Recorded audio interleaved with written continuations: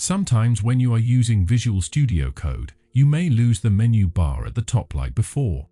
Normally, when menu bar is hidden, VS Code gives you a small workaround, those 3 horizontal lines in the top left corner. By clicking on that, will gives you access to all the usual menu options. But what if you want that full menu bar restored right back at the top? Simply press Ctrl plus Shift plus P on your keyboard. Then type toggle menu bar, and once you see it appear in the list, just click on it. Now the top menu bar will appear again as usual on your Visual Studio Code. There's also another case where you may not even see menu icon we had earlier. This usually happens when Visual Studio Code is in full screen mode.